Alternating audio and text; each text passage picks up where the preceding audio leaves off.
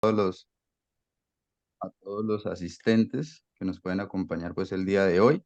Esta es una actividad académica pues organizada por la Sociedad Santandereana de Anestesiología y Reanimación, facilitada pues por uno de nuestros afiliados también, el doctor Edgar Javier Manrique, eh, del Instituto del Corazón de Bucaramanga, quien pues muy amablemente nos ayudó pues a tramitar y hacerle la gestión para esta actividad académica. Entonces pues el doctor Manrique, experto en el tema también, pues va a ser las veces de nuestro moderador, sobre todo al final. La idea es que ustedes vayan dejando las preguntas o las inquietudes que vayan surgiendo en el chat y el doctor Manrique nos va a colaborar pues canalizando esas inquietudes para poderlas solucionar al final de la charla. Pues primero presentar al doctor Manrique, pues para quienes de pronto no lo conocen, que el doctor Manrique pues es anestesiólogo cardiovascular del Hospital Militar, es especialista en docencia universitaria y en este momento es docente de los posgrados de anestesiología de la Universidad Industrial de Santander y de la Universidad Autónoma de Bucaramanga. Entonces, doctor Manrique, bienvenido pues para que haga también la presentación del doctor Álvarez y muchísimas gracias por la presencia y por la gestión. Muchas gracias, doctor Víctor. Gracias por ese espacio que nos da la Sociedad de Anestesiología. Gracias, Patricia, por colaborarnos también. Gracias a todos los presentes. Bueno, no nos vamos a detener mucho para empezar rápido. El doctor Alexander Álvarez, médico cirujano de la Universidad Industrial de Santander, internista de la Universidad Industrial de Santander, cardiólogo de la Universidad del Bosque, electrofisiólogo, cardiólogo electrofisiólogo de la Pontificia Universidad Javeriana con la Clínica Chayo en Bogotá. Es magíster en epidemiología. El doctor Alexander es uno de los líderes a nivel nacional e internacional, por ejemplo, en la investigación de la enfermedad de Chagas a nivel de Latinoamérica. Doctor Alexander, bienvenido. Doctor Javier, ¿cómo le va? Muy buenas noches, doctor Luciniani. Qué grato para mí estar en este espacio compartiendo este tema tan importante en el área de la cardiología y que nos une con el área de la electrofisiología. Entonces, si ustedes me permiten, voy a compartir la pantalla. Ah, Sí, señor, muchas gracias, doctor Alexander. Es un tema muy necesario para los anestesiólogos a nivel nacional y mundial porque cada día vemos más, yo que trabajo con el doctor Alexander, pacientes con dispositivos cardíacos, llámese marcapasos, resincronizadores, desfibriladores. Entonces, doctor Alexander, por favor, comience la charla y como dijo el doctor Víctor, vamos a ir anotando las preguntas al final y aprovechemos al doctor Álvarez para nuestra actividad de anestesiología. Muchas gracias. Muchas gracias, doctor Manrique. ¿Me confirma, por favor, si me ven en la pantalla? ¿Es tan amable? Yo la veo. No Sí se sé. ve. Perfecto. Muy bien, entonces vamos a hablar de un tema bastante interesante que es el manejo perioperatorio de los dispositivos electrónicos cardíacos implantables. Algo que día a día nosotros nos enfrentamos y en la sala de cirugía también. Entonces, es importante, no tengo conflicto de intereses para esta conferencia y siempre hay que evitar esa actitud, entrar en pánico cuando un paciente va a ser llevado a cirugía y presenta un dispositivo de simulación cardíaca, llámese marcapasos, cardiodefibrilador o cardioresincronizador. Y bueno, y aquí con el respeto de ustedes, pues yo sé que están todos los anestesiólogos, un cardiólogo que venga aquí a hablarnos de cómo manejar un paciente, cómo se nos va a meter en la sala de cirugía, pues hombre, con el respeto de ustedes vamos a tratar de integrar una serie de conceptos para poder dislucidar muchas de las dudas que nos vamos a enfrentar. Algunas generalidades a discutir, codificación, posibles complicaciones de los dispositivos, el manejo preoperatorio y consideraciones generales, finales y discusión. Ya es que hay mucha literatura al respecto, encontramos una cantidad de datos. Si uno revisa, cada día están saliendo recomendaciones de cómo manejar este tipo de pacientes. Sin embargo, vamos a tratar de que esto tan feo verlo un poquito más bonito y organizar e integrar muchos de estos conceptos.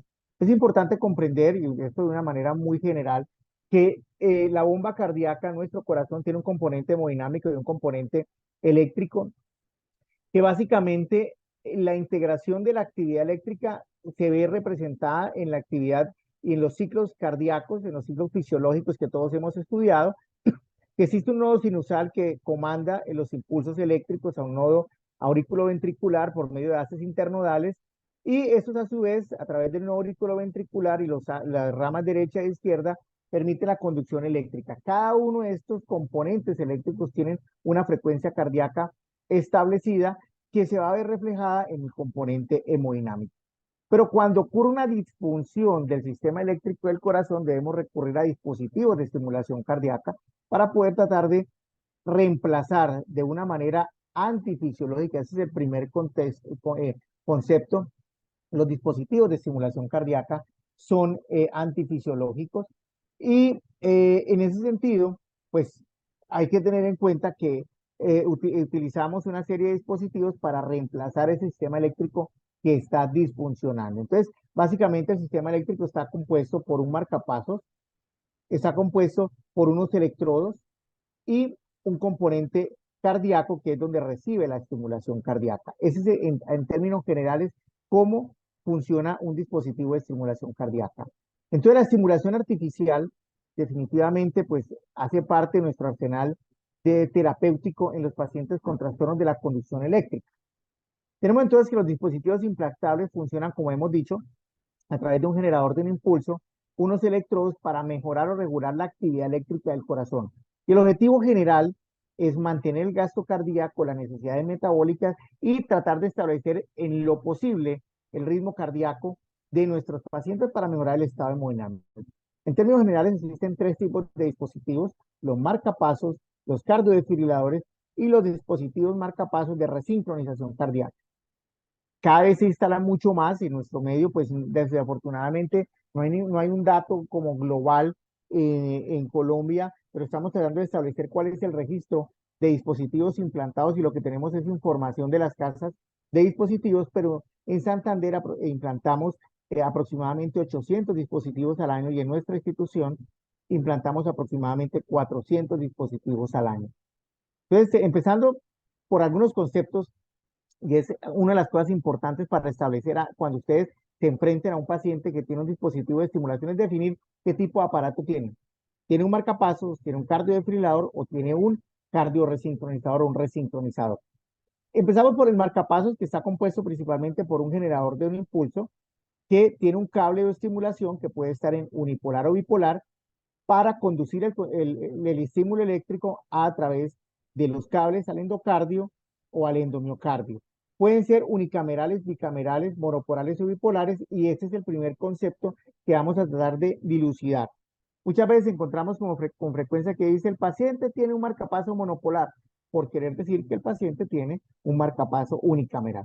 Entonces, el término de monopolar o bipolar hace referencia a cómo va a estimular el endocardio el estímulo eléctrico, y hace referencia al tipo de electrodo. Ahorita vamos a mirar una gráfica donde lo vamos a dilucidar mejor. Y el término unicameral y bicameral hace referencia a las cámaras estimuladas. Estimulamos la cámara auricular, la cámara ventricular derecha o la cámara ventricular izquierda. Entonces, por ejemplo, este es un marcapasos, una radiografía de un paciente que tiene un marcapasos bicameral. Tiene una estimulación a través de la aurícula derecha y del ventrículo derecho. Es un marcapasos bicameral. Entonces, el primer concepto en ese sentido es cómo es la estimulación unipolar, que hace referencia a cómo es el circuito eléctrico, cómo es el arco eléctrico. Entonces va a través de la carcasa, que es el marcapasos, a la punta del ventrículo derecho, y el arco eléctrico lo hace utilizando el tejido corporal. Y son esos electrodos que permiten ver en el electrocardiograma las grandes espigas de marcapasos. Cuando ustedes vean un electrocardiograma con su consulta preanestésica y vean una espiga grande, definitivamente tiene una programación en unipolar. Y básicamente se debe a electrodos que ya están casi en desusos, los electrodos unipolares, que son electrodos con una conducción, con un cuerpo revestido con un único filamento de conducción. La estimulación en bipolar genera una espiga muy chiquita en los electrocardiogramas, porque la estimulación ya no se hace utilizando el tejido corporal, sino la estimulación se hace en la punta, es decir, en dos electrodos que se encuentran en la punta de ese electrodo grande. en un electrodo positivo y un electrodo de configuración negativa. Por eso el electrocardiograma en muchas ocasiones no se observa la espiga y se debe a que hay una configuración coaxial o un diseño coaxial de los electrodos. La estimulación del sistema unicameral hace referencia a cuántas cámaras vamos a estimular. Está compuesto por el marcapasos, por el electrodo y la cámara estimulada. Usualmente es un sistema unicameral porque estimula el ventrículo derecho.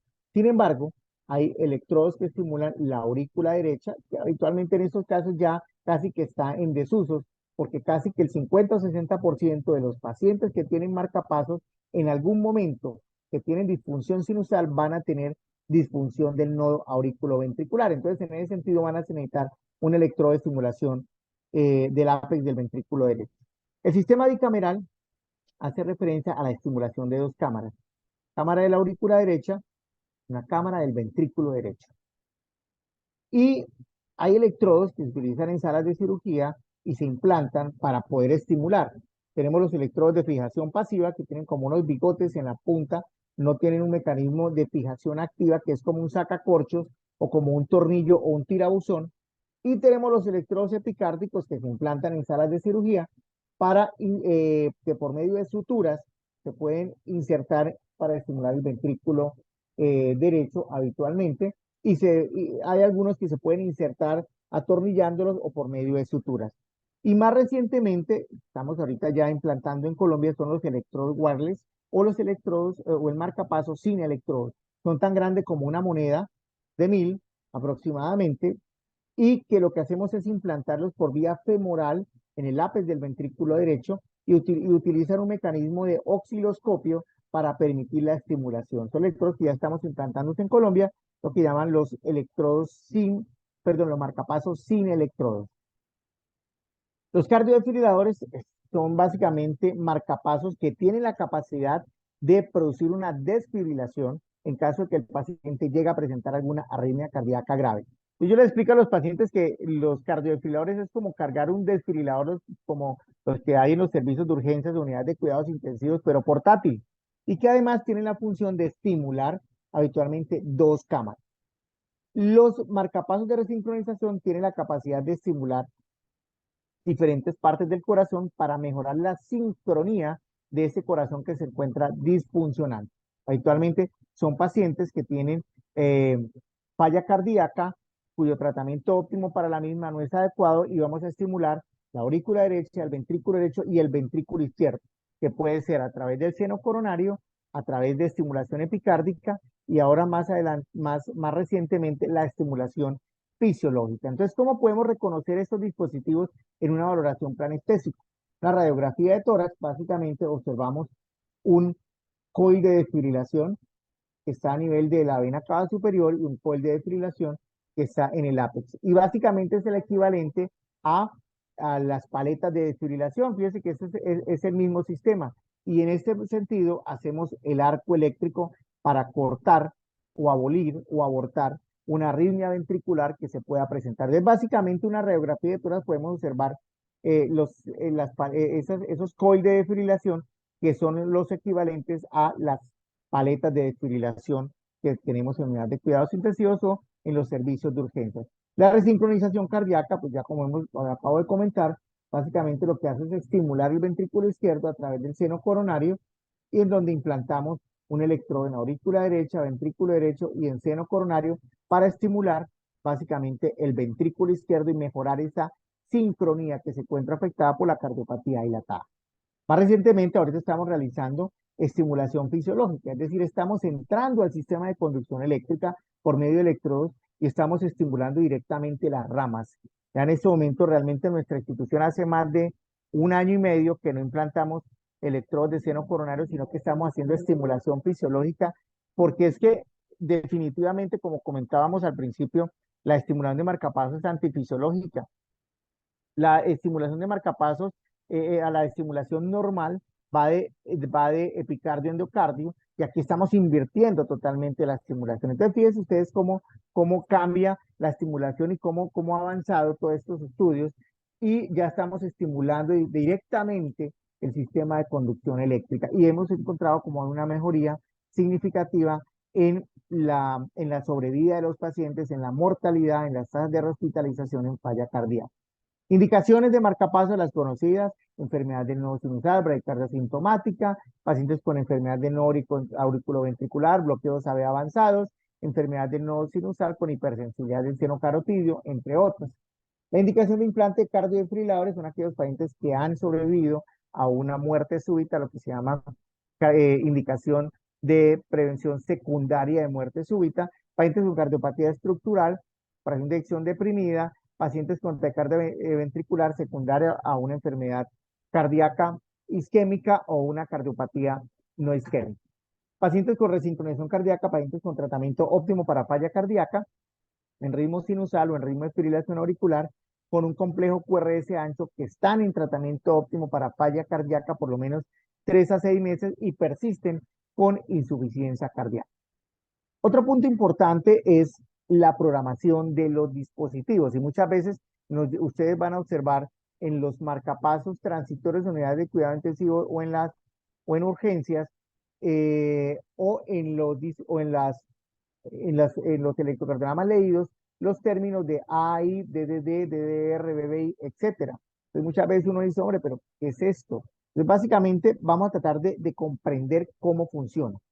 Eso se debe básicamente a la nomenclatura de la NASPE, hoy día HRS, el año 1987, revisada en el 2002, en donde básicamente hay una descripción de 5 letras en términos generales, pero básicamente utilizamos 3: las funciones antibradicardia, que son las 3 primeras letras, y la cuarta y la quinta letra, que hace referencia a la autorregulación de frecuencia cardíaca, y esto es importante. Ahorita les voy a explicar por qué en pacientes que se encuentran ventilados en salas de cirugía. La primera letra hace referencia a la cámara estimulada. Entonces, si ustedes observan, la A significa aurícula, B significa ventrículo y D dual. Es decir, si ustedes ven en una estimulación o en una lectura el término B, estamos diciendo que la primera cámara es estimulada. La segunda letra hace referencia a la cámara sensada. A aurícula, B ventrículo, D dual, o la letra O, que es una respuesta asincrónica, que no depende de lo que esté observando en el ritmo intrínseco del paciente.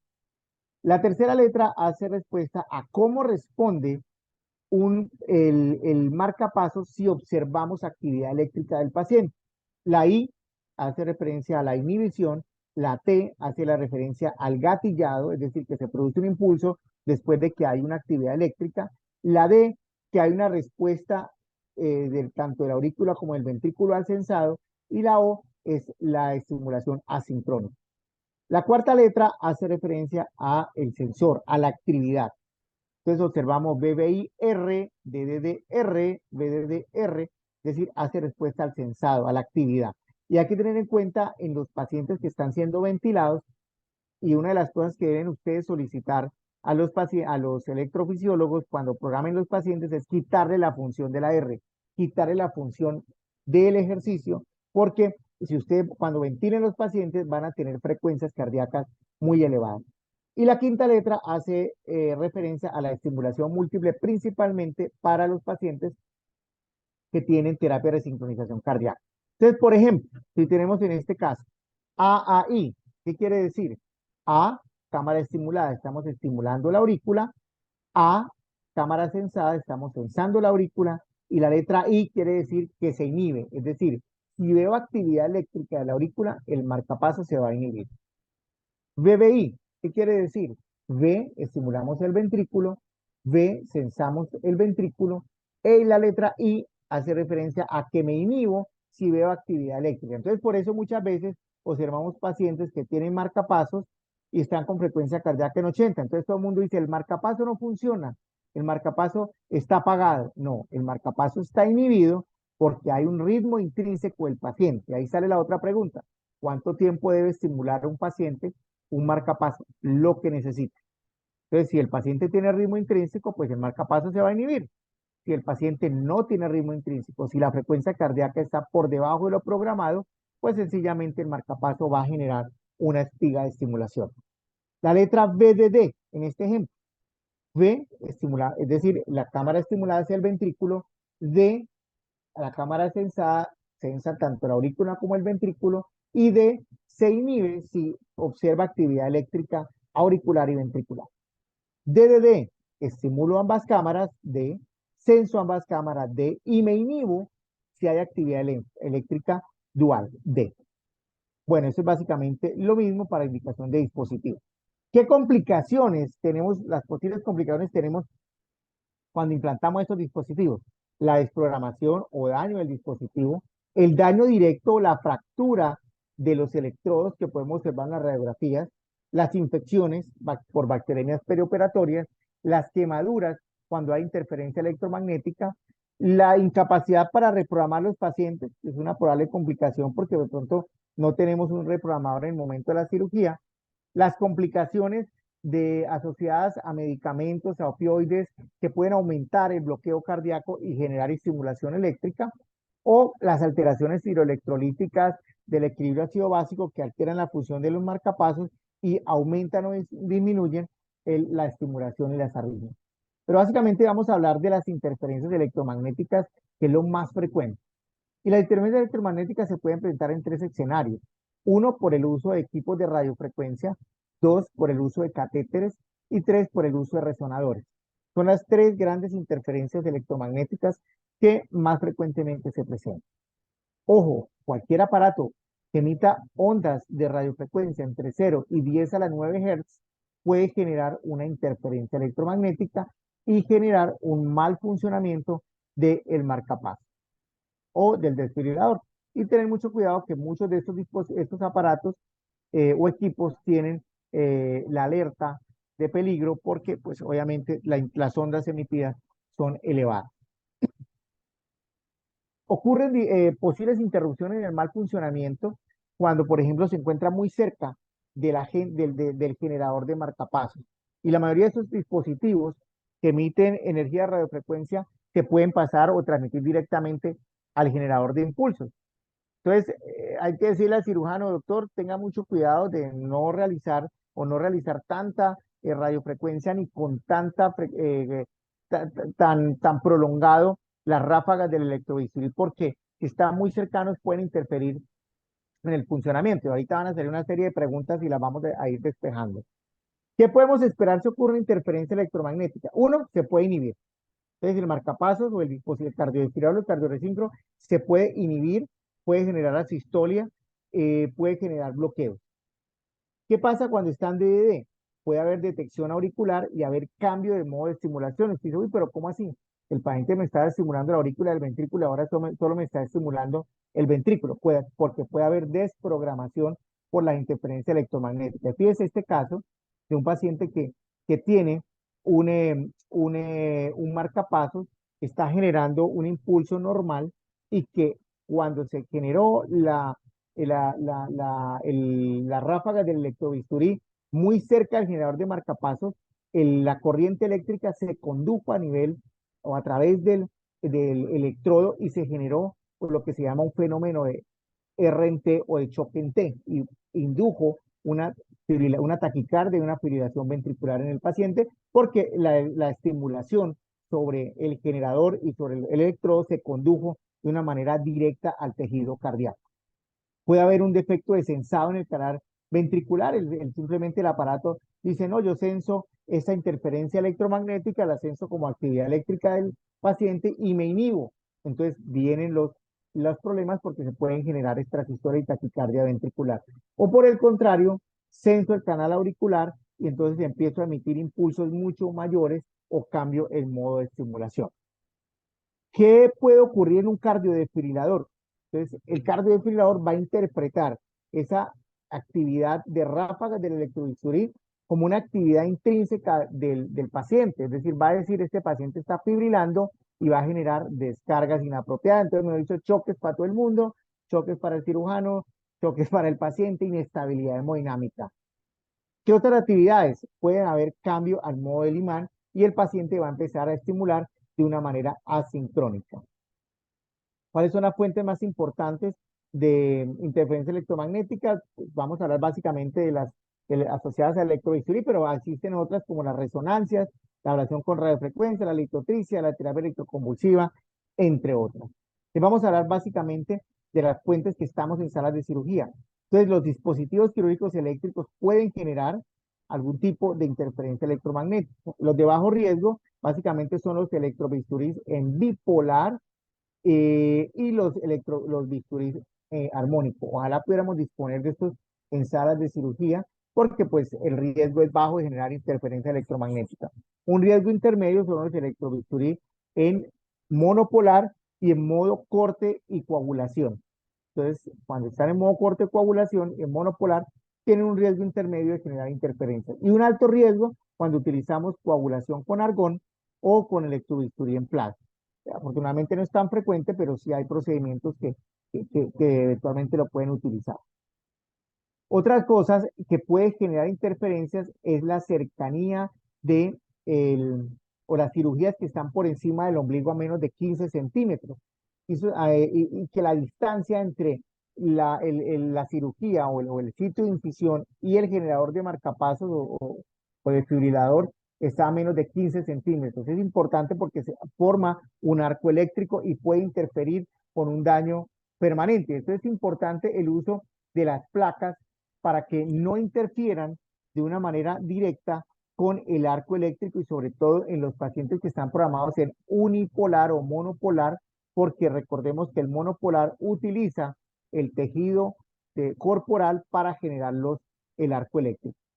¿Qué es lo adecuado? Pues utilizar una distancia mayor a 15 centímetros, puede ser anteroposterior o más distante, pero que no se encuentre en la misma dirección de la generación del impulso eléctrico.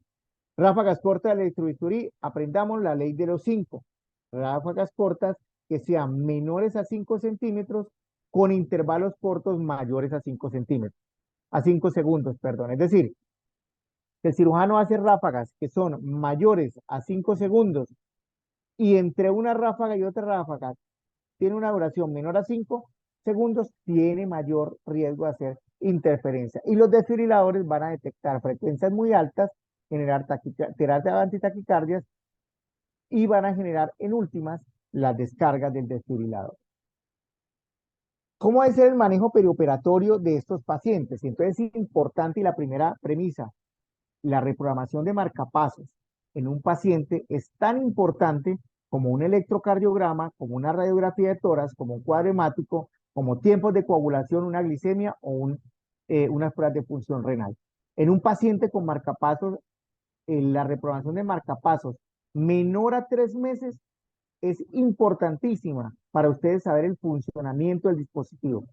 Así como ustedes revisan en la consulta preanestésica el electro, la placa de tórax, la reprogramación en la mano del paciente en menos de 3 meses es importantísimo.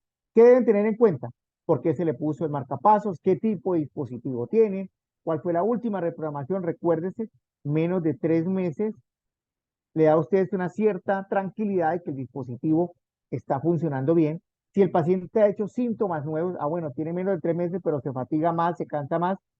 Si está dependiente de marcapasos, y se habla de dependencia de marcapasos cuando la estimulación del dispositivo es mayor al 50%. O sea, cuando estimula más del 50% el dispositivo, tanto la cámara auricular o la cámara ventricular, principalmente la ventricular, el paciente es dependiente de marcapasos.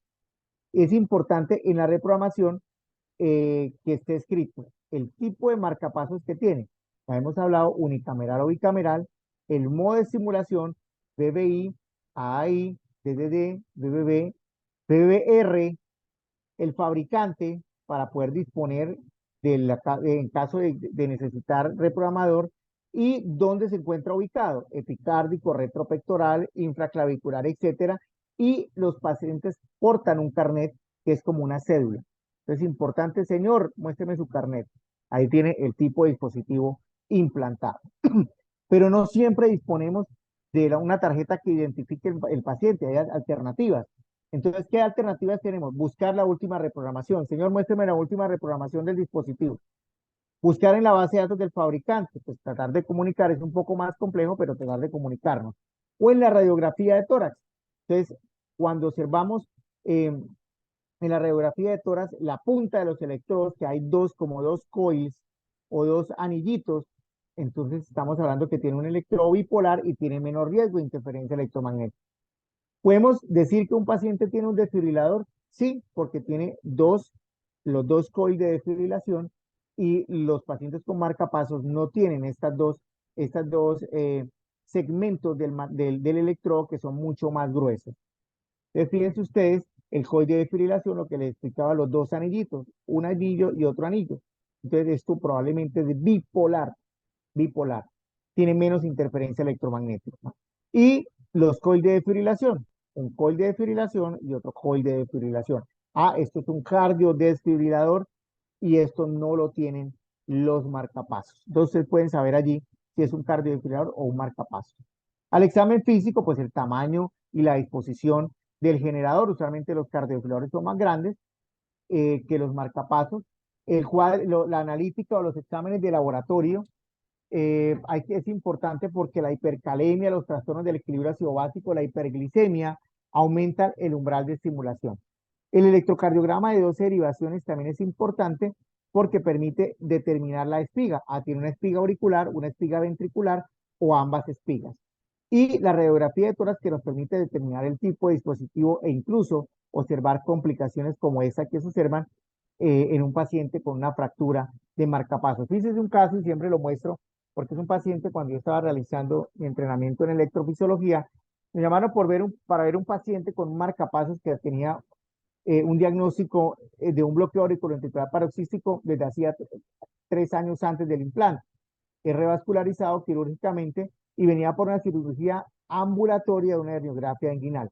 No tenía ese paciente una reprogramación reciente, pero el electrocardiograma estaba en ritmo sinusal con un bloqueo de primer grado y no tenía actividad eléctrica del marcapasos. Nos llamaron porque acuciosamente el anestesiólogo le llama la atención que la radiografía no la ve normal. Hay una pérdida de continuidad del electrodo. Entonces le hicimos una telemetría y definitivamente no capturaba una impedancia mayor a 2500 en la radiografía de tórax y tocó cancelar la cirugía, porque en cualquier momento podía bloquearse el paciente en el procedimiento. ¿Cuándo debemos avisar al cardiólogo? Antes de la cirugía, idealmente 5 a 7 días antes de la cirugía, cuando es una cirugía programada. Los pacientes dependientes de marcapaso se deben programar en modo asincrónico, DO y BO. Los pacientes que tienen resincronización cardíaca y que hacen pérdida en la sincronía, es decir, que uno les cambia el modo de estimulación y hacen clínica de falla cardíaca, es ideal disponer de un reprogramador o realizar el procedimiento quirúrgico o en una institución donde se cuenta un servicio de electrofisiología. Si el paciente tiene un cardiodesfibrilador, se deben desactivar las terapias antitaquicardia y obviamente el paciente debe estar monitorizado porque ese paciente puede hacer muerte súbita, taquicardia ventricular. Entonces es importante tener en cuenta que una vez le quitemos las terapias antitaquicardia a los pacientes, el paciente debe estar en monitorización continua. Si está en cuidado intensivo, las desactivamos y luego se pasan a sala de cirugía. Importante, la letra R, que la reprogramación, doctor, quíteme la programación R porque ese cuando el paciente ingresa en ventilación mecánica, la ventilación mecánica activa el sensor, el aparato, el marcapaso va a sensar que el paciente está corriendo mucho porque lo está ventilando y va a aumentar la frecuencia cardíaca. Entonces dice, pero es que doctor, el paciente estimulando de 60 y lo conectamos al respirador o al ventilador y está ahorita con 100 o 120, es porque está activo la función R o la función de sensor de ejercicio, básicamente. Entonces es importante para ustedes esa parte. Evaluar si la batería está bien. Una reprogramación de por lo menos 3 meses le garantiza que por lo menos en los últimos 3 meses la longevidad de la batería se encuentra bien. Si se detectan unos síntomas, hay que avisar al cardiólogo. Sí, la reprogramación está bien, pero el paciente está desmayado, se cansa, se fatiga. Entonces es importante ver qué ha pasado en los últimos 3 meses. Y siempre que dudemos sobre estas precauciones y no dispongamos de una información suficiente, hay que consultar con el cardiólogo o con el electrofisiólogo. En cuanto al manejo perioperatorio, todos los pacientes, ¿en qué pacientes hay que reprogramar los dispositivos? Es un aspecto importante y con frecuencia nos llaman. Es importante que tengamos como una una homogeneidad de criterios. Todos los pacientes portadores de cardiodefibrilador deben reprogramar, todos los pacientes, antes de una cirugía.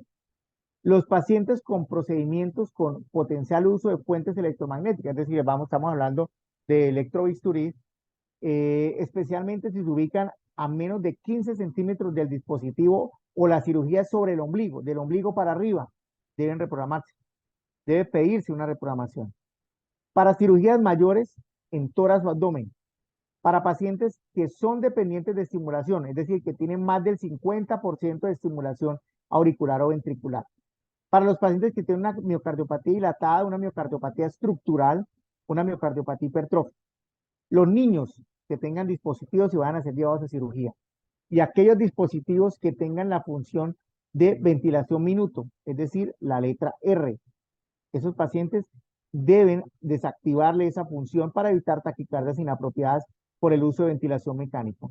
¿Qué se hace en la reprogramación? Básicamente tres cosas. Le apagamos la función de desfibrilación en los pacientes con cardiodesfibrilador. Lo convertimos en modo asincrónico para que haya menos riesgo de interferencias con el electrobisturí. Y desactivamos la función R o la función de ejercicio para modulación de ritmo. Pacientes que no cumplan estos criterios, pues realmente no necesitan estrictamente una reprogramación perioperatoria antes de estos dispositivos, valga la redundancia, antes de una cirugía. ¿Qué es importante? Entonces pídanle a los pacientes, esto es importante, muéstrame la reprogramación. Pilas, es tan importante como lo he mencionado, un hemograma, placa de tórax y un electrocardiograma, y toda esta información le están disponibles en el informe que se le entrega a los pacientes. Es mentira que un paciente va a una consulta y no le llevan el informe. Doctor, a mí no me entregaron nada. Falso. Por lo menos en nuestra institución siempre se le entrega el reporte de la reprogramación del dispositivo. ¿Qué pasa con el imán? Entonces el imán es una herramienta útil en aspectos importantes y en tipos de cirugía que nos puede sacar de apuros. Los dispositivos cardíacos pueden funcionar inadecuadamente cuando hay interferencia electromagnética y pueden utilizarse los imanes que actúan como interruptores. ¿Por qué como interruptores? La mayoría de dispositivos tienen la función con respuesta ante el imán. ¿Qué quiere decir? Que cuando coloco un imán sobre el generador del dispositivo, o generador de marcapasos o cardiodefibriladores, va a generar una respuesta en el dispositivo. ¿Qué va a pasar? ¿Qué pasa si coloco un imán en un dispositivo? Entonces, en un marcapasos va a colocar el paciente en función asincrónica. Recuerden que la letra O es asincrónica. Si está programado en DDD, se va a programar en DOO. Es decir, estimulo ambas cámaras. Recuerde que la primera letra de la cámara estimulada estimula ambas cámaras independientemente de que haya actividad intrínseca del paciente. Si está programado en BBI, se va a programar en BOO. Estimulo el ventrículo independientemente de lo que pase con la actividad ventricular del paciente. AAI, estimulo se convierte en AAO. Estimulo la aurícula independientemente de lo que pase con la aurícula del paciente. En los pacientes que tienen un cardiodesfibrilador, se va a desactivar la función antitaquicardia. Es decir, el paciente ya no va a dar choques y mantiene la función antibradicardica. Es decir, va a seguir estimulando al paciente como se encuentra programado. En pacientes con marcapasos con resincronización cardíaca, va a inhibir la resincronización cardíaca y va a quedar estimulando asincrónicamente. Es decir, va a estimular en VO, DO o AO. Tenga mucho cuidado que algunos de estos pacientes fácilmente al cambiar la estimulación durante la cirugía pueden entrar en falla cardíaca. Estos dispositivos se implantan para mejorar la insuficiencia cardíaca. Si el imán no tiene ninguna de estas respuestas, ojo, está ocurriendo cualquiera de estas tres cosas en sala de cirugía. Entonces es importante que ustedes miren los monitores y tengan un imán. Hagan el ejercicio. Mañana cuando lleguen a quirófanos, revisen y tengan un paciente con marcapasos, hagan el ejercicio. Pongan el imán encima y tranquilos que eso no se asusten, que no va a pasar nada. Miren el monitor. Si el marcapasos tiene una batería adecuada, va a ocurrir cualquiera de las cosas que hemos mencionado. Pero si la batería no está adecuada y si el imán no tiene una respuesta adecuada, ¿qué pasa? la batería está agotada. Si ustedes les ponen un imán encima del marcapasos y le ven el monitor y no empieza a estimular de una manera sincrónica, ojo, sospechen que la batería puede estar agotada. Segundo, puede ser que la batería esté bien, pero el dispositivo no tiene activado el algoritmo para imán. La gran mayoría en estos momentos tiene activado la respuesta ante el imán. O el campo magnético del imán no alcanza el dispositivo en pacientes con implantes mamarios o pacientes obesos. Una vez ustedes le quitan el imán, el marcapasos y el desfibrilador vuelve a quedar funcionando como estaba funcionando. Es decir, si ustedes les ponen un imán encima, tranquilos, y se lo retiran, no hay inmediatamente que llamar al electrofisiólogo para que lo vuelva a reprogramar. No, ustedes le quitan el imán e inmediatamente el dispositivo queda funcionando igual. El marcapasos queda funcionando igual, el desfibrilador queda funcionando igual, las terapias quedan funcionando igual, el paciente resincronizado se vuelve a resincronizar. ¿Listo? No siempre en todos los modelos hay que interrogar el dispositivo. ¿Qué pasa con el imán? Entonces, en un paciente que está estimulando en VDD, estimula el ventrículo y sensa ambas cámaras, cuando colocamos el imán, ustedes miran el monitor y se va a aumentar la frecuencia cardíaca. Entonces usted dice, ah, mire, este aparato tiene una respuesta ante el imán adecuado y se aumenta la frecuencia cardíaca 98 o 100 latidos por minuto. Pero si no ocurre, sospechen lo que hemos hablado. La batería está agotada, el arco, el paciente es muy obeso o hay implantes mamarios o definitivamente no tiene activado la respuesta ante el imán. Tenga mucho cuidado siempre cuando van a hacer la respuesta ante el imán, porque puede ocurrir varias cosas. Si colocan el imán de una manera inadecuada, a ciegas, sin estar observando el monitor, ¿qué va a pasar? Una estimulación asincrónica de una extrasístole ventricular puede generar en asistolia o en una fibrilación ventricular por fenómenos de RNT. Por eso es importante cuando hagan la respuesta al imán, miren el monitor. Siempre es importante en el intraoperatorio el registro electrocardiográfico continuo, evaluar la pulsoximetría, el pulso periférico. Si un paciente tiene un catéter venoso central, entonces tener en cuenta de no utilizar los mismos accesos vasculares de donde están implantado el marcapasos, porque con la punción pueden hacer que o exista desplazamiento de los electrodos. Utilicen el lado contralateral, utilicen un acceso yugular interno o yugular externo, pero no utilicen el mismo acceso en lo posible de donde se encuentra implantado el marcapasos. Durante la cirugía hay que disponer un desfibrilador externo, las paletas, si es posible, o el uso de las placas. Yo sé que a veces son muy costosas y no todas las instituciones la tienen todo el tiempo, pero idealmente colocar las paletas antero-posterior o en el tercio superior del emitórax derecho y la pared lateral del emitórax izquierdo. No se preocupen, tranquilo, desde que esté alejado por lo menos 10 centímetros del dispositivo no va a pasar nada. El problema es cuando colocamos las paletas o lo colocamos los parches de estimulación o de fibrilación encima del generador. Puede haber disfunción, puede haber pérdida de captura, puede haber cambio en la programación. Desde que estamos por lo menos a 10 centímetros de distancia, tranquilos.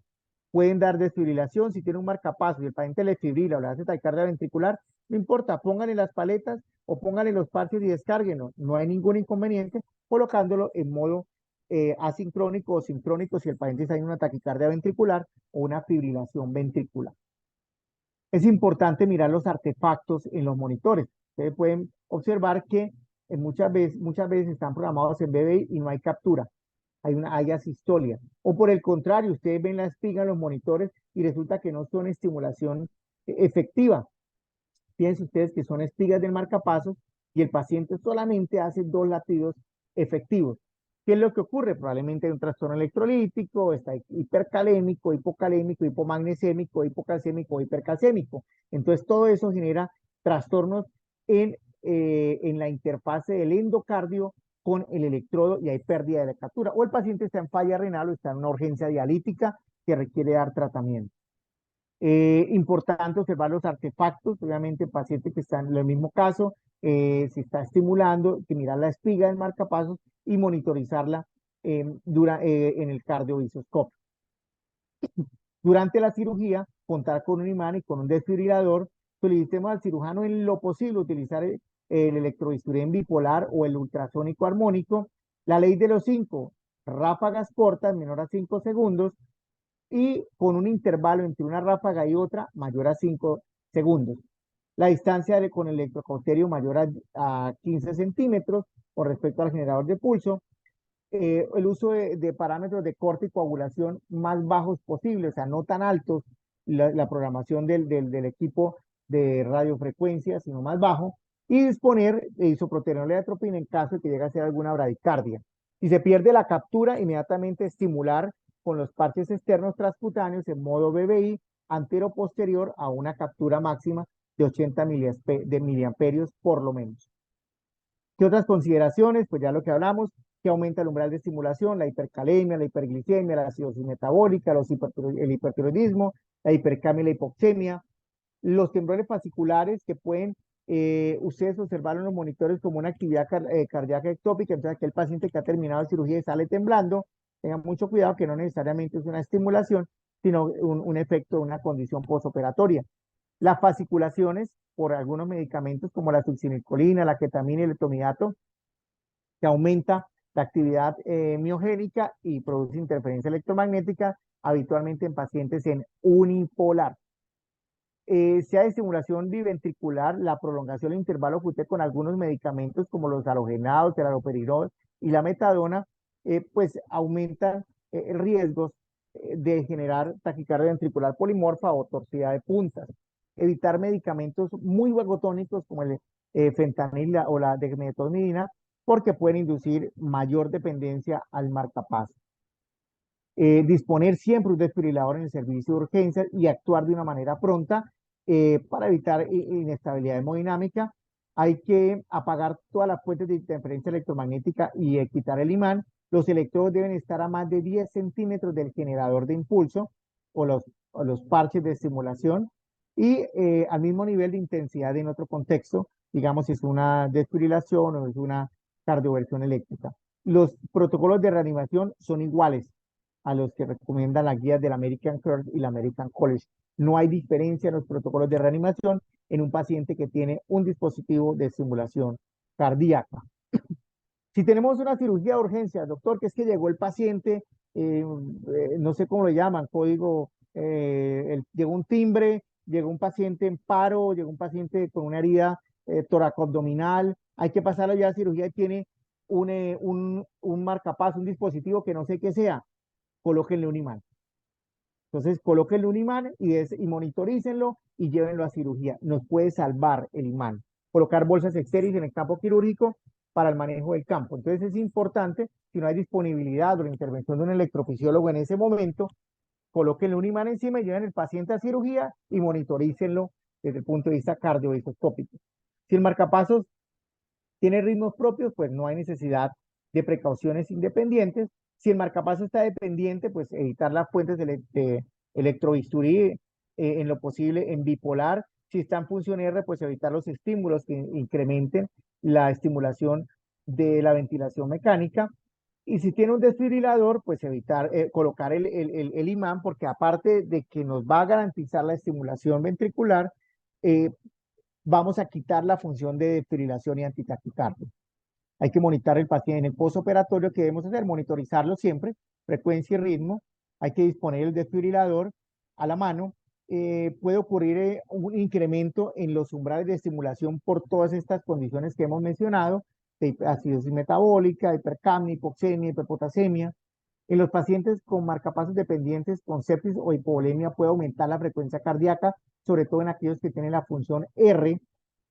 Si el paciente requiere ventilación mecánica en unidad de cuidado intensivo, hay que desactivar la R para evitar la respiración rápida y restaurar las funciones iniciales. Si tiene puesto el imán, retirarlo inmediatamente para que entre nuevamente la función de marcapaso.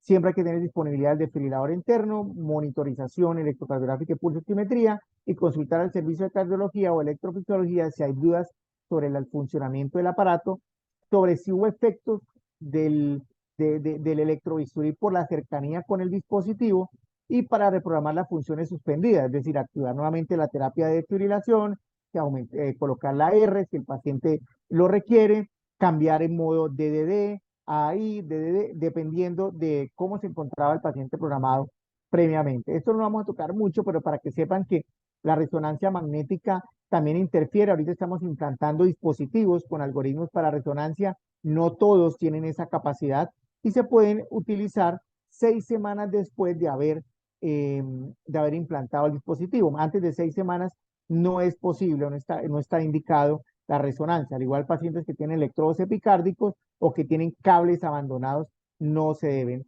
eh, no son candidatos o aptos para este tipo de estudios de resonancia. En los dispositivos con tipo cardiodefibriladores hay que activar el algoritmo para resonancia para bloquear los choques y las terapias antitaquicardias y activar el modo de estimulación cardíaca. Esto pues básicamente es para resonancia. Activar el modo de estimulación en modo asincrónico, VOO, DOO, y debe estar monitorizado el paciente y chequear el dispositivo después de la realización del procedimiento. Cuando en estos momentos hay dispositivos que les permiten a uno programarlo 3, 6 horas, 12 horas, 24 horas, para que puedan hacer el estudio y posteriormente él automáticamente revierta sus funciones normales. Las terapias electroconvulsivas, que ya casi pues no se realizan, pero pues obviamente es una técnica relativamente segura en pacientes con marcapasos y debe estar igualmente a una distancia mayor a 15 centímetros. En pacientes dependientes igualmente hay que programarlos en modo asincrónico para que haya menos interferencia. En pacientes con radioterapia debe estar lo más alejado posible del dispositivo para prevenir las lesiones en piel y que debe estar fuera del campo de radiación para no generar disfunción por contacto directo o por quemadura. La desfibrilación y cardioversión externa, ya lo hemos mencionado, utilícenlo una distancia mayor a 10 centímetros. No tengamos miedo de utilizar los desfibriladores con una distancia mayor a 10 centímetros y que no esté encima del generador. Para recalcar nuevamente, la reanimación cardiopulmonar no cambia. Los protocolos de reanimación cardíaca son exactamente lo mismo, aun cuando pues pueden haber cambios de umbrales por secundario pues a la inestabilidad hemodinámica, a la acidemia metabólica que pueden presentar los pacientes, que pueden generar eventualmente incremento en los umbrales. Recomendaciones generales, básicamente lo mismo que hemos mencionado: utilizar electrobisturí en lo posible en bipolar o ultrasónico, utilizar descargas o ráfagas cortas, la ley de los 5, ráfagas de menos de 5 centímetros y entre una y otra mayor, perdón, menos de 5 segundos y entre una y otra mayor a 5 segundos. Evitar la proximidad del generador del dispositivo, utilizar las placas en un vector, de una manera que no estén encima o que interfieran con el arco eléctrico, y posicionar el electrocauterio en una posición adecuada. Y esto ya de las terapias de radiofrecuencia, litotripsia, neuroestimulador, se pueden realizar sin problema. Para concluir, podemos mencionar estas cosas, 7 cosas importantes. Un número cada vez mayor de pacientes están necesitando dispositivos marcapasos, desfibriladores y cardiosincronizadores, y cada día nos vamos a enfrentar más a este tipo de dispositivos. Los dispositivos implantables son cada vez más seguros. Estos dispositivos utilizan el mismo sistema de codificación independientemente de que sean marcapasos, desfibriladores o cardiosincronizadores o resincronizadores.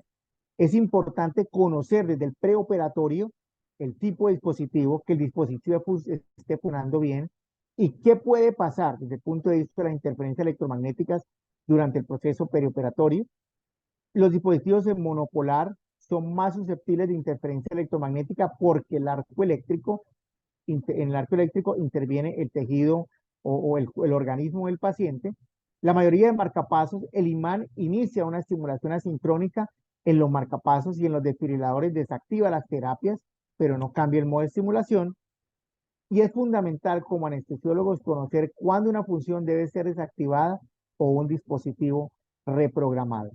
Les recomiendo esta referencia, está disponible en la web, en la página del Colegio Colombiano de Electrofisiología, de interferencia electromagnética, cómo cuidar nuestros dispositivos y cómo despejar dudas en casos muy puntuales que se nos pueden presentar, ¿no? El microondas interfiere, que es que encima de mi, hay una terapia, una parabólica, que si esto interfiere. Todas esas cosas están en este documento del Colegio Colombiano de Electrofisiología.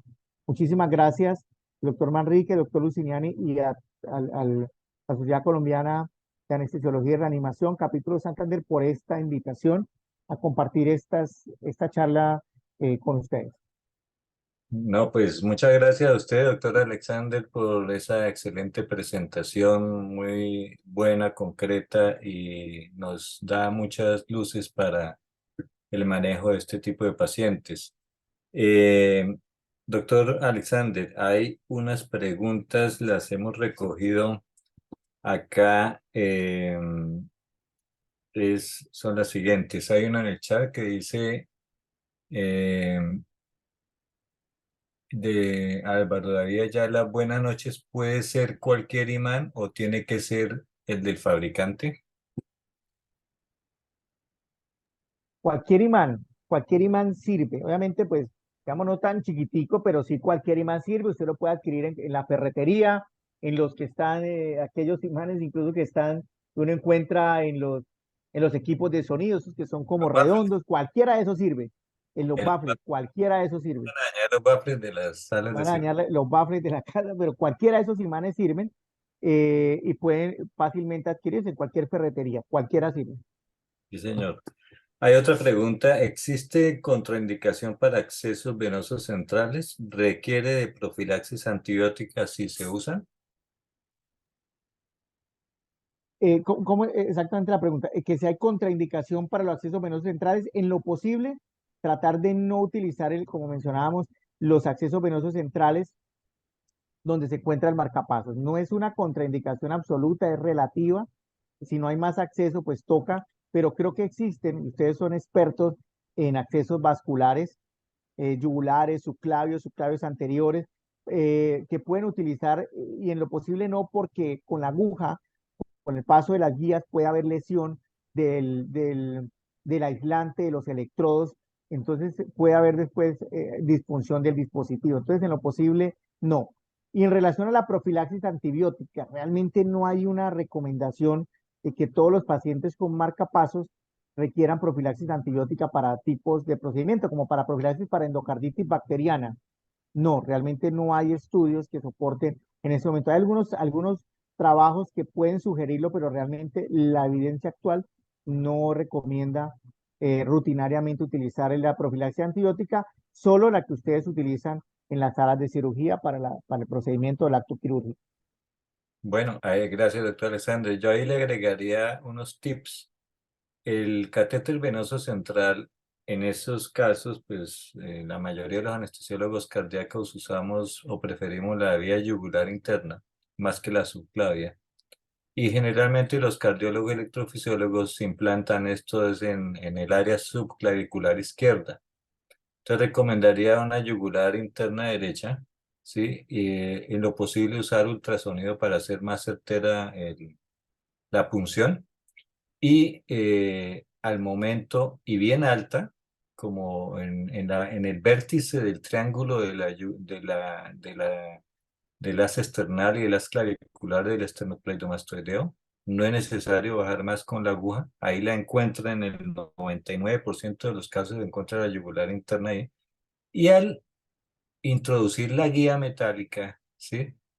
Introducirla exactamente la medida que llegue a la cava superior y no avanzarlo más, ¿sí?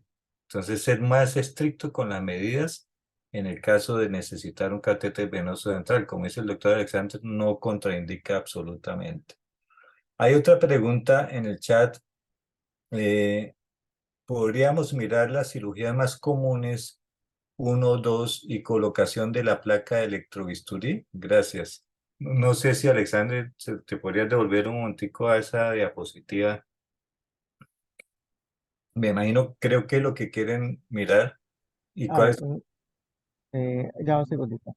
eh, ¿Cuál será la de las... la, a de ver, la placa de electrobisturí. ¿cuál será ¿esta? ¿Será esta? Esa, sí, yo creo que es. Sí. ¿Será esa? No entendí la pregunta. No, si la persona que escribió la pregunta, eh, Víctor, ¿podría él hablar, la persona, o que la vuelva a escribir? Que nos aclare un poquito. Pues yo entiendo la pregunta así, dice, ¿podríamos mirar las cirugías más comunes, uno, 2 y colocación de la placa electrobisturí? Gracias. Pues sí, repitamos la recomendación, Alexander. La placa electrobisturí debe ir ¿cómo entonces? Acá, en esta, la placa del electrobisturí. Bueno, la placa del electrobisturí, lo que se recomienda es que no interfiera, que no esté ubicada como en la misma dirección de la ubicación del dispositivo. Es decir, fíjense ustedes en el lado, en la diapositiva A, ¿sí? La diapositiva A, aquí tenemos el generador, en el cuadro A, tenemos el marcapasos en el lado, en la región infraclavicular derecha. Entonces, evitar colocar la placa, digamos que en la misma dirección, porque va a interferir directamente con el arco eléctrico. Esto es más aplicable para los pacientes que están programados en unipolar. Entonces, ¿qué se recomienda? Si el marcapaso está en el lado derecho, colocarlo en el lado contralateral, porque el arco eléctrico del electrobisturí no se va a ver influenciado por los impulsos eléctricos. Básicamente es eso. Si está el marcapaso está al lado izquierdo, pues colóquenlo en el lado derecho y viceversa. Sí, señor, correcto. Había otra pregunta. ¿Cirugía por encima del ombligo se debe reprogramar el dispositivo siempre, a no ser que sea una urgencia? Es como un comentario, ¿no? Pues ahí miramos, ahí viene la recomendación, ¿no? Ahí como quedó claro, aquí está. Y esto es como una regla general. Entonces, todos los pacientes con cardiofibrilador se deben reprogramar. Los pacientes que tienen una cirugía, procedimientos potencialmente, digamos, uso de electrobisturí, si está ubicada a menos de 15 centímetros del ombligo, perdón, a 15 centímetros del dispositivo o por encima del ombligo, ¿sí? Cirugía mayor, pacientes que son dependientes de estimulación, electrocardiopatía estructural, niños y aquellos dispositivos con sensores. Entonces, a ver, si tenemos, por ejemplo, un paciente que tiene un marcapaso, por decir algo, y el paciente no es, ustedes le revisan, no es dependiente, es un marcapasos, no es dependiente de, de estimulación cardíaca, la estimulación es menos del 50%, no tiene desfibrilador, sino que tiene un marcapasos, está programado en bipolar, lo pueden operar y tiene una reprogramación reciente, lo pueden operar, fíjense que no cumple ese criterio.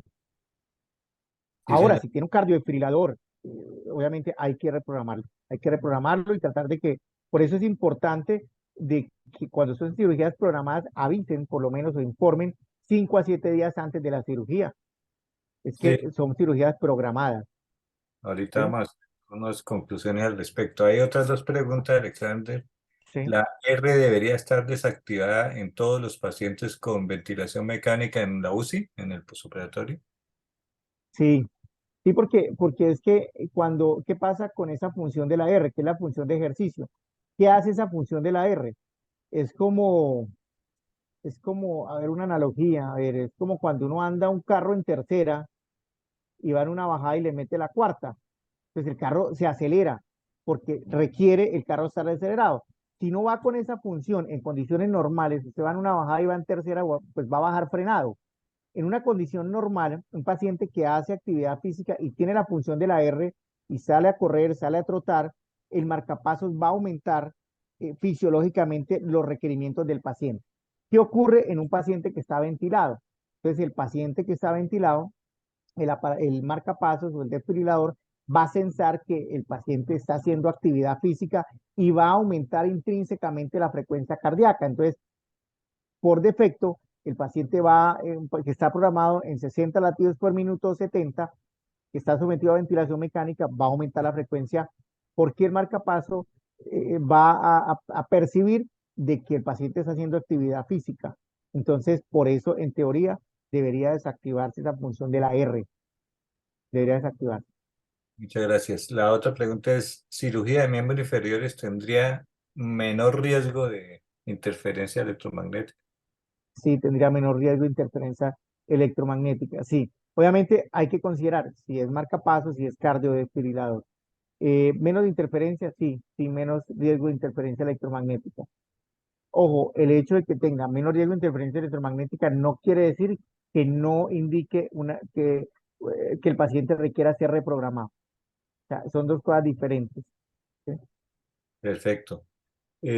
Pues voy a aprovechar un momentico a lo siguiente.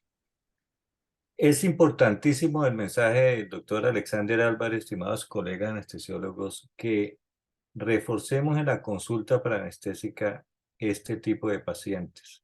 Preguntarle en la historia clínica lo del carnet para dilucidar qué tipo de marcapasos, cómo está programado y qué casa matriz lo tiene, ¿sí?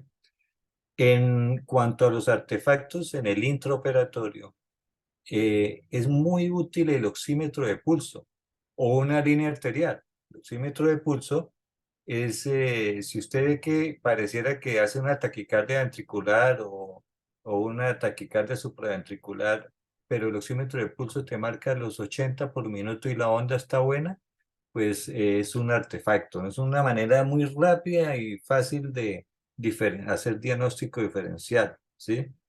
Creo que es muy importante para los anestesiólogos que en su área donde trabajen organicen el protocolo de marcapasos. Y en ese protocolo de marcapasos creo que debemos llevar las recomendaciones que pone el doctor acá, Alexander. Pero me parece a mí que lo muy importante en ese protocolo es tener los teléfonos de no solo del cardiólogo, electrofisiólogo, sino de las niñas representantes de las casas matrices. Ellas son muy dadas a darles conferencia a ustedes, a dejar los números de los teléfonos, están dispuestas a contestar un sábado a las 10 de la noche, un domingo a las 5 de la mañana, ¿sí?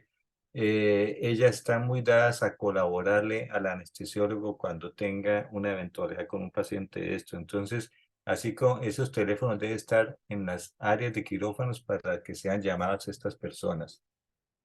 Bueno, el doctor Saúl Álvarez dice felicitaciones, doctor Alexander, y gracias a la sociedad. Hace una pregunta: si un paciente con un dispositivo nos hace una fibrilación ventricular o una taquicardia ventricular sostenida, ¿debemos esperar que el cardiodesfibrilador se agote o hacemos caso omiso y realizamos desfibrilación manual mientras hacemos reanimación? Interesante pregunta. Bueno, entonces, como habíamos hablado en la conferencia, las guías de reanimación no cambian en pacientes que tienen dispositivos de simulación cardíaca. Se sigue el mismo algoritmo y ustedes, más que nadie, son expertos en el manejo del tema. Si el paciente tiene un cardiodesfibrilador, en teoría, debía estar apagado para llevarse a la cirugía. Ahí dice que en qué momento, en qué paciente hay que reprogramarlo en los pacientes de un cardiodesfibrilador. Entonces, en ese momento, entiendo la pregunta que el paciente tiene el cardiodesfibrilador apagado. ¿Cómo se debe obrar, cómo se debe actuar? Siguiendo las guías. Si el paciente está fibrilando, lo desfibrilan. Si el paciente está taquicardia ventricular y está inestable, lo cardiovierten. Entonces, o lo desfibrilan dependiendo de la estabilidad o inestabilidad del paciente. No deben esperar, deben actuar en consecuencia. Sabe que en reanimación el tiempo es oro, entonces el paciente debe ser intervenido tempranamente. No hay que tener miedo al desfibrilador. Si el desfibrilador está apagado, entonces si el desfibrilador está apagado, ustedes tienen que actuar y desfibrilar una distancia mayor a 10 centímetros por lo menos, y hay que quitar el miedo a utilizar el desfibrilador en presencia de dispositivos. Hay que utilizarlo y actuar igual como si el paciente no tuviera puesto un dispositivo de simulación cardíaca. En esta misma situación, doctor Alexander, otro colega dice inmediatamente la pregunta: si tiene imán, ¿se lo quito? Me imagino que es Sí, en la misma. señor. Sí, sí, hay que quitarle el imán. Hay que quitarle el imán. Exacto, hay que quitarle el imán. Ahora bien, digamos que el escenario debe ser puntual. ¿Por qué tiene puesto el imán? Ese es el otro punto. Hay que quitarle el imán y desfibrilar. ¿Sí? Eso hay que hacerlo. Hay una pregunta: buenas noches, en caso de necesitar fármacos como neostigmina, ¿se pueden utilizar?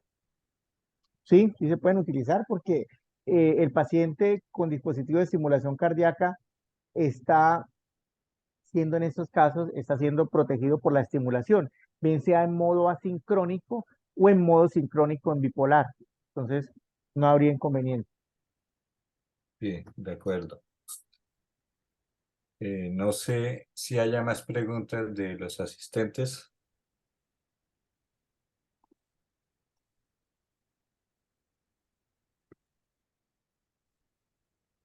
Bueno, Víctor, Muchísimas usted. gracias, doctor Álvarez y doctor Manrique. Doctor Álvarez por la conferencia, ya es como de la casa, nos ha colaborado ya varias veces con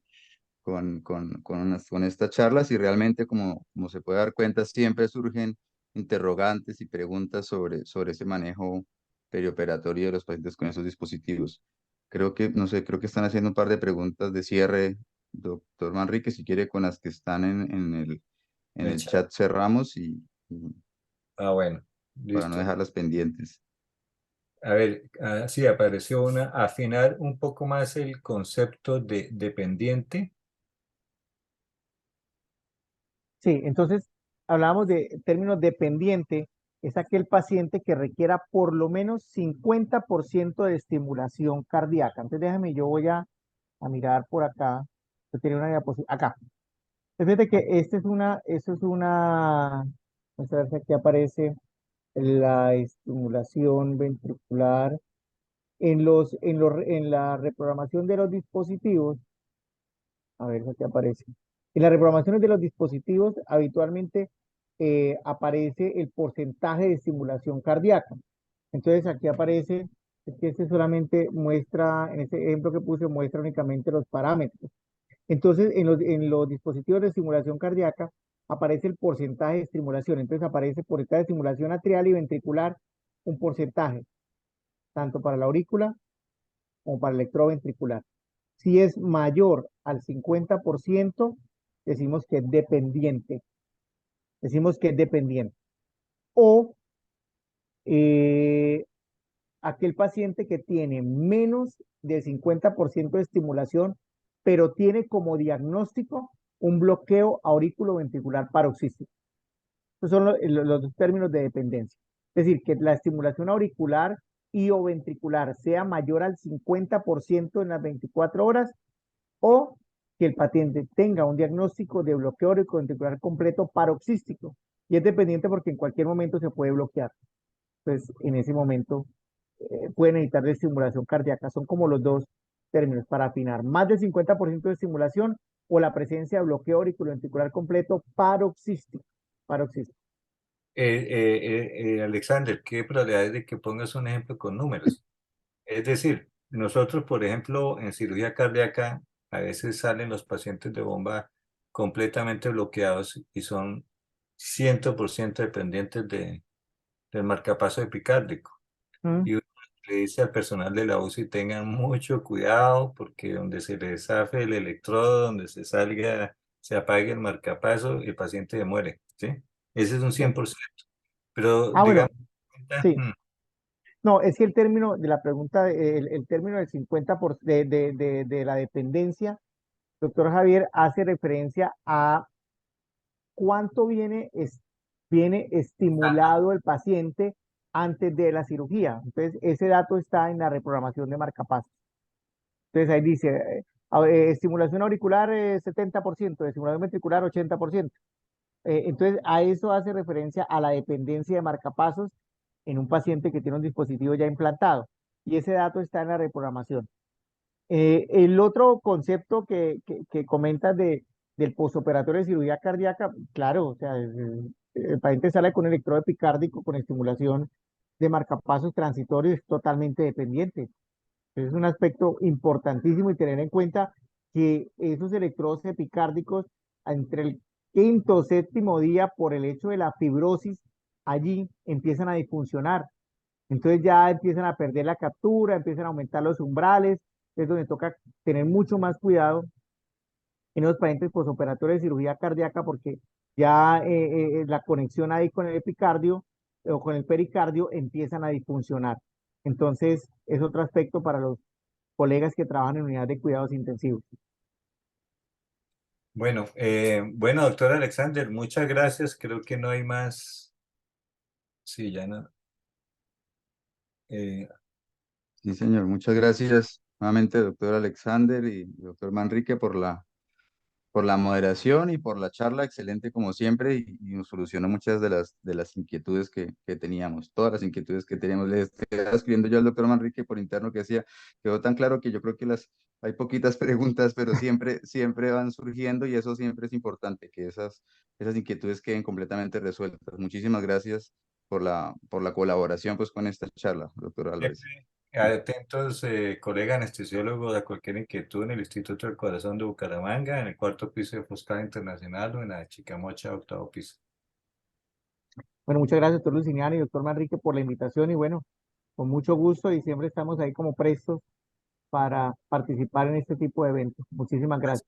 Ander, Bueno, y a los afiliados de la Sociedad Santanderiana que no se han desconectado, pues no se desconecten, que vamos a hacer una actividad final, y es que como recompensa pues a haber asistido pues a la actividad académica programada del día de hoy, los tickets. vamos a, vamos a hacer una rifa del cupo para dos talleres, pues dos asistentes, van a ser dos ganadores, pues cada uno se va a ganar la, el cupo para uno, para pagarle pues o subsidiarle uno de los talleres que se van a realizar en el Congreso Nacional de Anestesia en Cartagena. Entonces aquí tenemos ya una lista con los asistentes que están viendo, que son aliados a la Sociedad Santanderiana, tanto activos como adjuntos, que son los residentes. Y aparece el doctor Gerardo Sánchez como uno de los ganadores. Y son dos, voy a girar nuevamente aquí la ruleta para el segundo ganado. Si repite no puede, cambiamos. Y el doctor Sebastián Valencia, que es uno de los residentes de anestesia que nos está acompañando el día de hoy. Entonces, felicitaciones y muchas gracias por habernos acompañado y esperamos seguir pues desarrollando estas actividades en estos próximos meses. Muchas gracias y que tengan todos muy buena noche. Chao, chao. Adiós a todos. Gracias.